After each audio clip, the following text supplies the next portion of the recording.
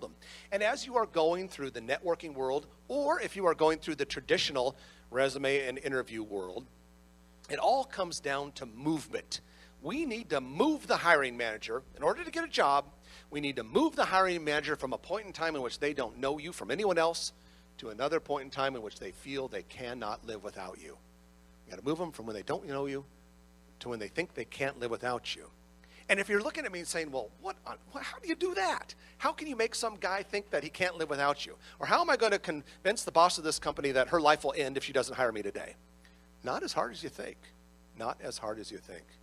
I'll never forget the time I had to hire my first professional position. When I was young in my career, the opportunity came up where I had to hire a director-level job. This was a job that had its own office and had a salary and had a title, and it required a bachelor's degree and all of these sorts of things, right? So it was kind of a big deal for me.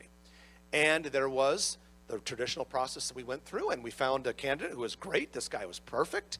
And so we finally went through all of the bureaucratic red tape and all of the people that had to sign off in 3 rounds of interviews and committee interviews and all of this garbage. And we finally got to the point where the Human Resources Department said, okay, Jeff, it's all set, you're clear, go offer your candidate and get him.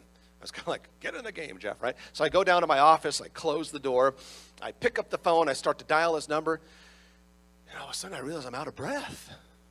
Like I was nervous. In fact, it kind of reminded me of the feeling of being back in high school or college and calling some girl and asking her out. Kind of got nervous. I'm like, why are you having this feeling when you're just going to offer a dude a job? But the problem was, I was very nervous he'd say no. I was worried he'd turn me down. I didn't want to get rejected by a guy I wanted to come in for the job because he had moved me from a point in time in which I didn't know him from any other candidate to a point in time in which I couldn't live without him in my mind.